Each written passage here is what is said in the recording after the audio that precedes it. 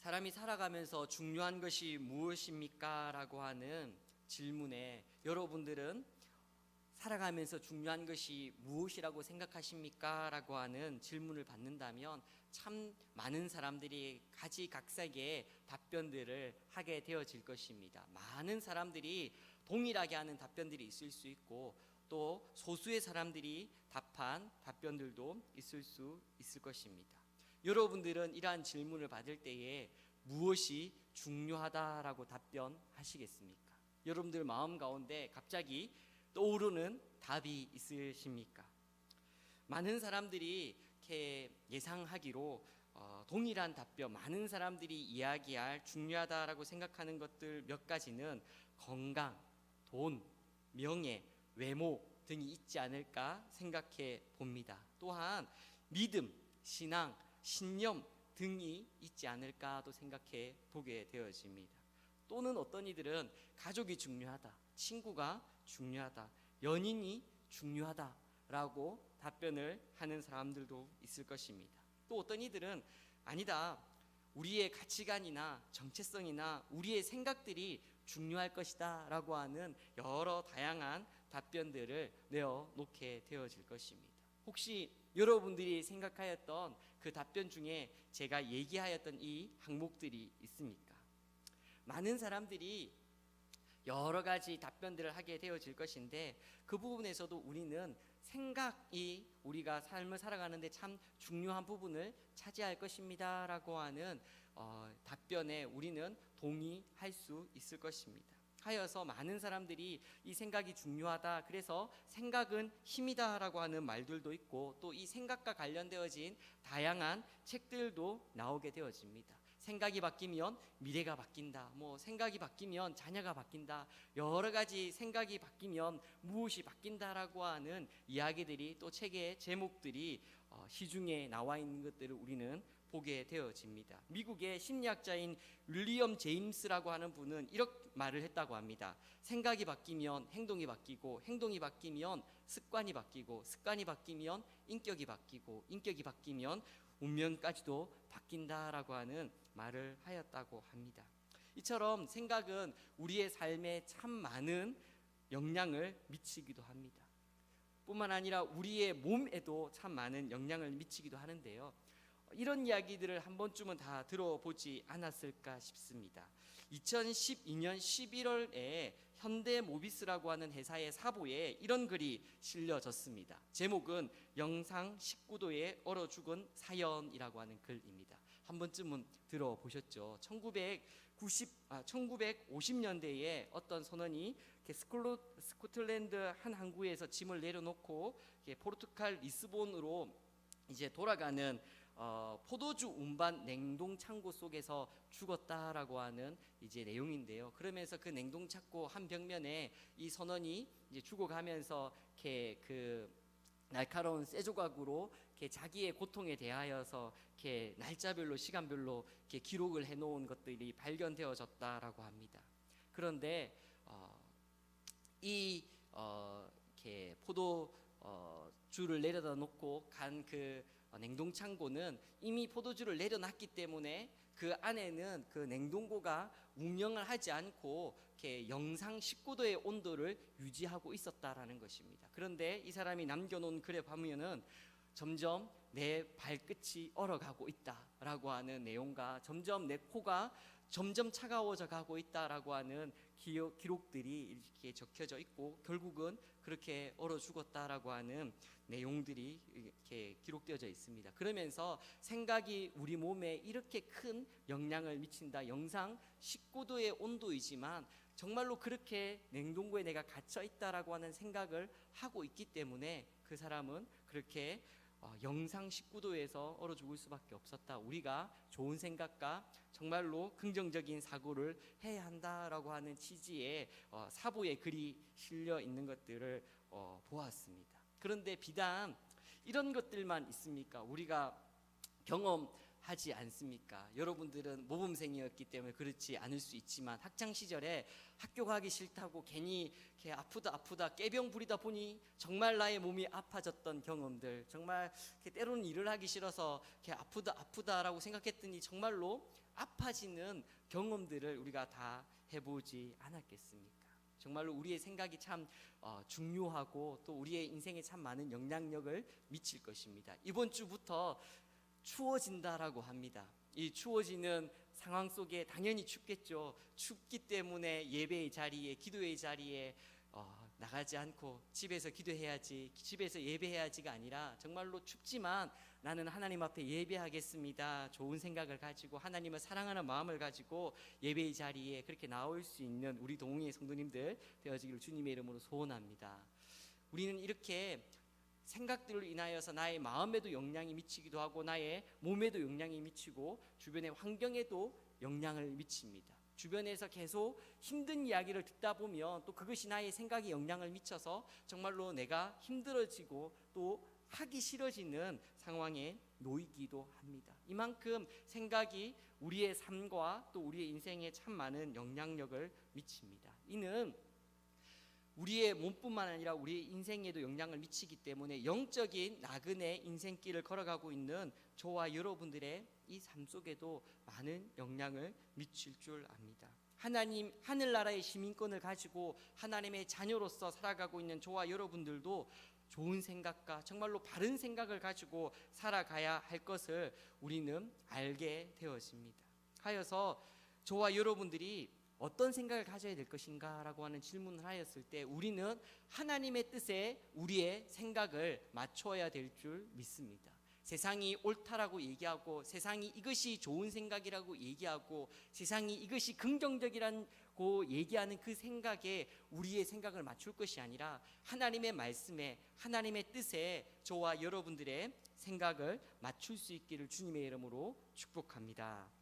그렇다면 저와 여러분들은 어떤 하나님의 뜻에 어떤 하나님의 말씀에 우리의 생각을 맞추어야겠습니까?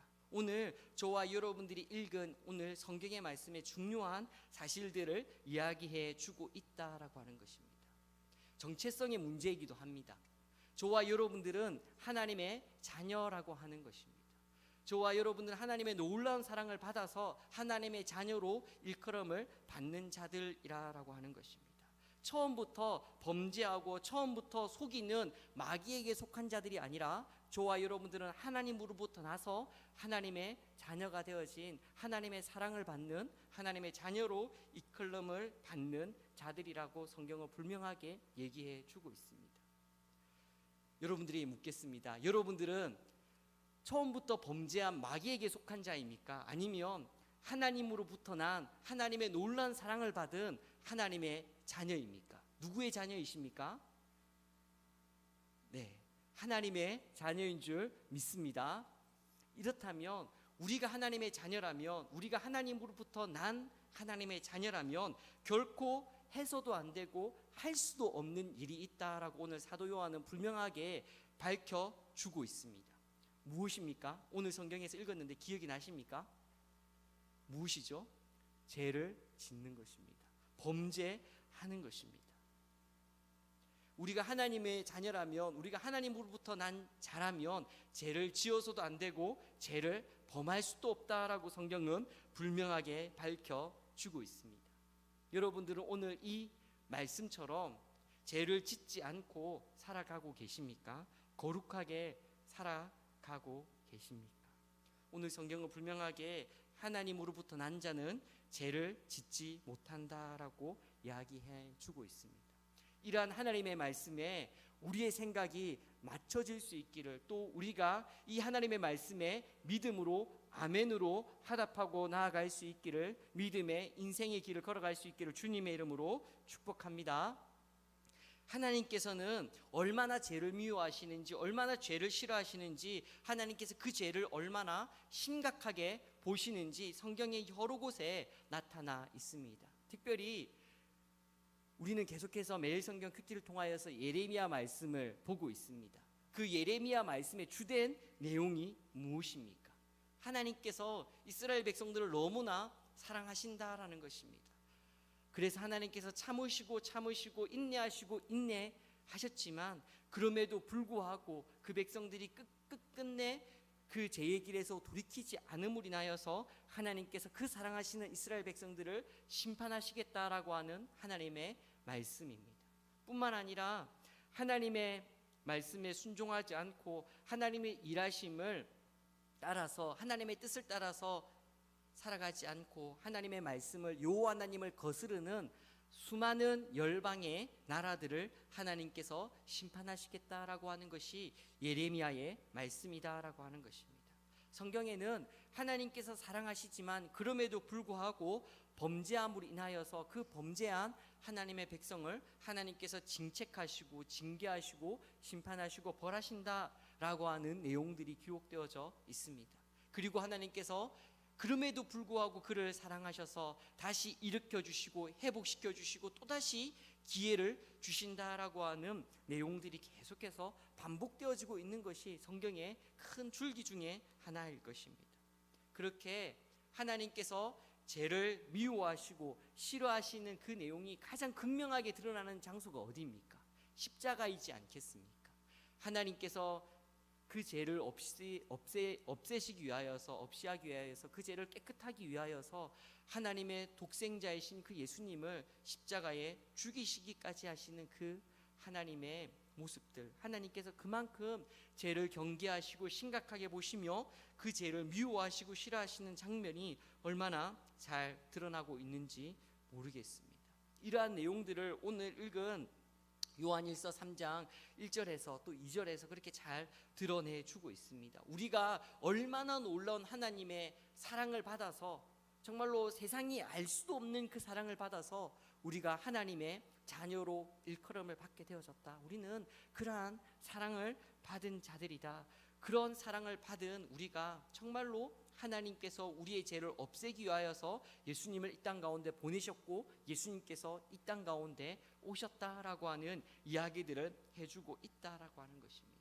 이는 이렇게 사도 요한이 다시 한 번 더 이것을 강조하는 것은 당시에 영과 육을 구별하면서 육적인 것, 육에 속한 것, 도덕적인 것, 법적인 것은 아무렇게나 해도 된다라고 하는 그 영지주의의 가르침, 오늘 성경에는 너희를 미혹하게 하지 못하게 하라라고 하는 가르침을 주는데 이런 영지주의를 향한 경계를 하고 있다라고 하는 것입니다. 오늘날을 살아가고 있는 저희와 여러분들을 향하여서도 우리가 예수님을 믿어서 예수님께서 십자가에서 우리의 모든 죄를 다 해결해 주셨기 때문에 우리는 예수님 앞에 회개만 하면 얼마든지 용서를 받을 수 있기 때문에 쉽게 죄를 범해도 된다.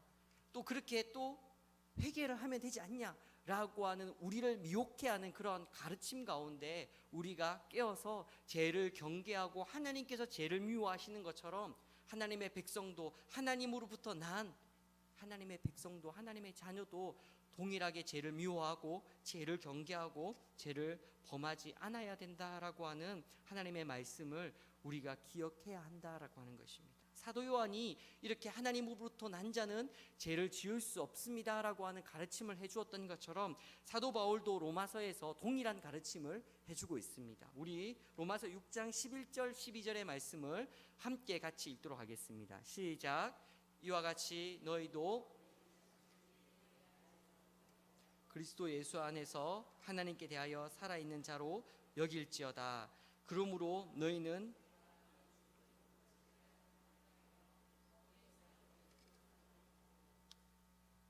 우리는 죄에 대하여 이미 죽은 자들입니다. 우리는 죄에 매여 더 이상 죄의 종노릇 하지 않아야 할 자라라고 분명하게 성경은 얘기해 주고 있습니다. 우리는 더 이상 죄 중에 거할 수도 없고 죄와 함께 살아갈 수도 없고 마귀에 속한 자가 아니라 하나님으로부터 난 하나님의 자녀임을 성경이 분명하게 얘기해 주고 있습니다. 이것이 저와 여러분들을 향한 하나님의 뜻인 줄 믿습니다. 우리는 더 이상 죄를 범하며 죄와 함께 살아가고 죄 속에 순복하며 살아가야 될 그러한 마귀에게 속한 자가 아니라 하나님께 속한 자이다라고 하는 하나님의 말씀을 우리의 마음에 새기고 그렇게 믿음으로 동의하고 믿음의 여정의 길을 걸어갈 수 있기를 주님의 이름으로 축복합니다. 다시 한 번 더 질문하겠습니다.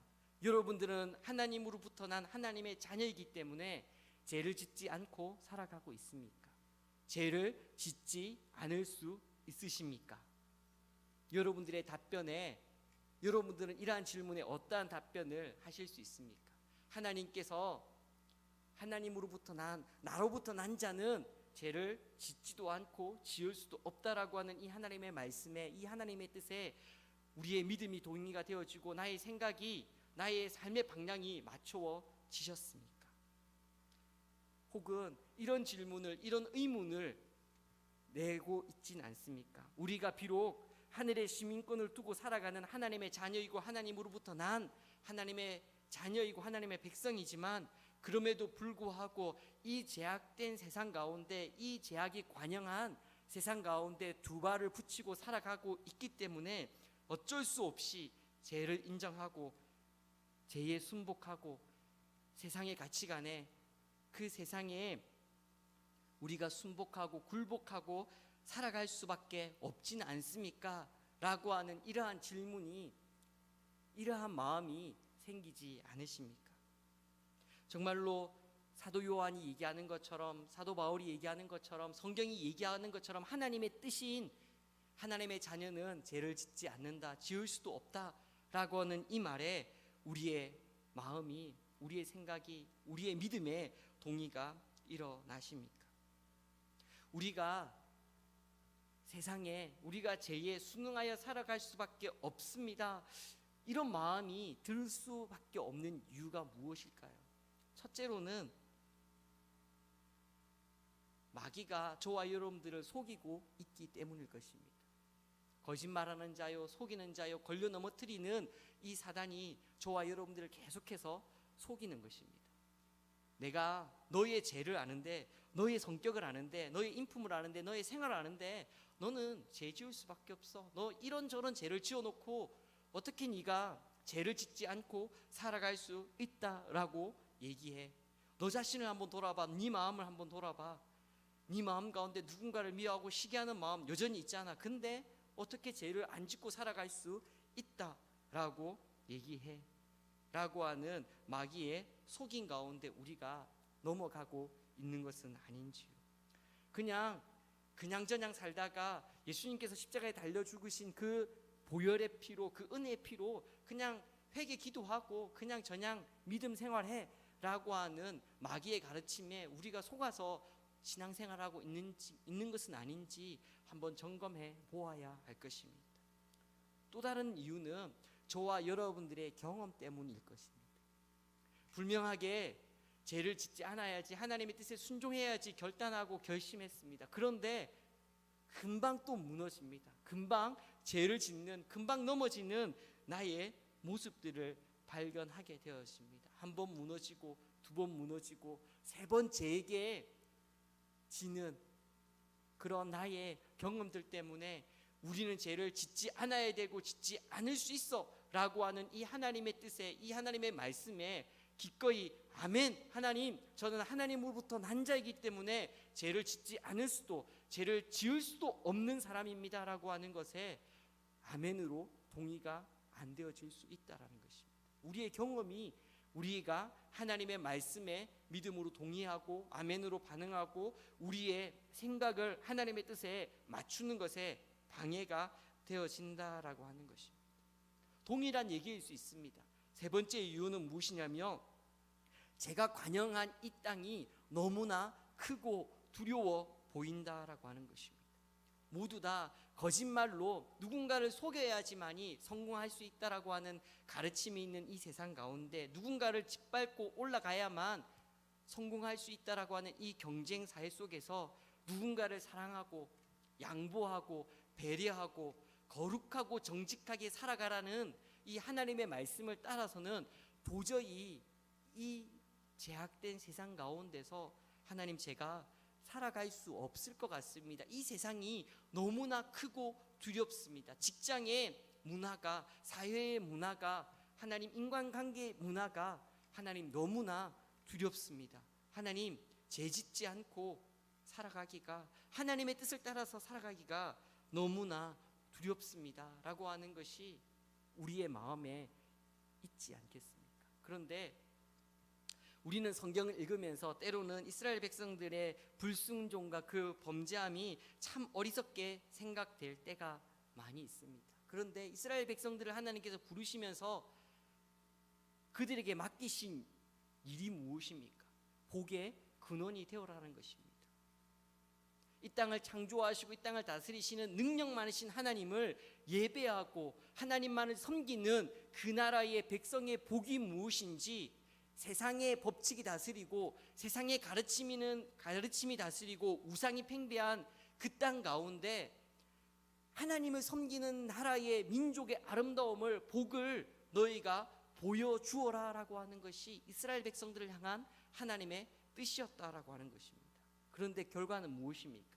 이스라엘 백성들이 하나님만을 바라보고 하나님의 말씀을 따라서 살아가는 것이 아니라 오히려 세상을 본받았고 세상을 닮아갔으며 세상의 이방의 신들을, 세상의 우상들을 섬겨내는 연약한 모습들을 한 것들을 우리가 보게 되어집니다. 그런데 이러한 이스라엘 백성들의 모습이 지금 오늘을 살아가고 있는 저와 여러분들의 모습과 비슷하지 않습니까? 하나님의 놀라운 은혜로, 하나님 놀라운 사랑으로 저와 여러분들이 하나님의 자녀가 되어졌습니다. 하나님으로부터 난 자가 되어졌습니다. 하나님의 자녀로 이끌림을 받는 자가 되어졌습니다. 의롭다 칭함을 받는 자가 되어졌습니다. 그리고 하나님께서 저와 여러분들에게 말씀하십니다. 세상의 빛과 소금이 되어라. 여전히 하나님의 사랑을 알지 못하는 자들에게 하나님의 아름다운 덕을 선포하여라. 하나님을 믿는, 하나님을 아버지로 둔 자의 영화로움이 무엇인지 보여주어라 라고 말씀하고 계시다라는 것입니다. 그런데 여전히 우리 눈에도 세상이 커 보입니다. 그 안악자손이 커 보였던 것처럼, 그래서 그 12명의 정탐꾼 중 10명의 정탐꾼이 돌아와서 그 안악자손은 너무나 크고 두려워서 우리는 그 앞에서 메뚜기 같은 자입니다. 그래서 우리는 하나님의 약속의 땅에 들어갈 수 없습니다라고 이야기하는 것처럼, 그러면서 그 땅의 문화를 받아들이고 그 땅의 가치관을 받아들이고 그 땅의 신들을 받아들이면서 하나님의 약속의 백성의 삶을 버려버렸던 그 사람의 모습들이 우리의 모습들은 아닌지. 정말로 비록 안악자손이 거대해 보이고 높아 보이지만, 대단해 보이지만 하나님께서 우리와 함께 해주시고 하나님께서 저들을 우리의 손에 맡기셨습니다. 저들은 우리의 먹입니다 라고 고백하는 여호수아와 갈렙처럼 정말로 세상을 두려워 떠는 것이 아니라 하나님께서 우리에게 힘주실 것을 믿으며 하나님을 바라봄으로 세상 가운데 또 죄를 이겨낼 수 있는 저와 여러분들이 되어지기를 주님의 이름으로 축복합니다. 정말로 우리는 오늘 하나님의 말씀에 분명하게 기록되어져 있는 것처럼 세상이 너무나 거대하기 때문에, 사단이 그렇게 이야기하기 때문에, 나의 경험이 죄에 수없이 넘어져 봤기 때문에 하나님의 이 말씀에 하나님 나의 생각을 맞추기가 참 쉽지 않습니다, 믿음으로 동의하기가 참 쉽지 않습니다 라고 하는 분들이 있습니까? 아니면 하나님의 말씀이 이렇기 때문에 하나님 저는 오늘부터 제 목숨을 걸고 죄를 짓지 않겠습니다, 노력하겠습니다, 의지를 드리겠습니다 라고 하는 분이 있으십니까? 그런데 우리의 의지와 나의 노력과 나의 힘으로 죄를 범하지 않겠습니다 라고 하는 것은 율법에 매여 사는 것과 동일한 사람일 것이고 다르지 않을 것이며, 또한 우리는 경험적으로 그래 왔던 것처럼 또 죄에 넘어질 수밖에 없을 것입니다. 오늘 사도 요한은 분명하게 얘기합니다. 너희들이 너희 힘으로, 너희 의지로, 너희 노력으로 죄를 짓지 않을 수도, 지을 수도 없는 사람이다라고 얘기하는 것이 아니라, 우리 9절의 말씀을 한번 같이 읽어보겠습니다. 9절의 말씀을 같이 읽겠습니다. 시작. 죄를 짓지 아니하나니 이는 하나님의 씨가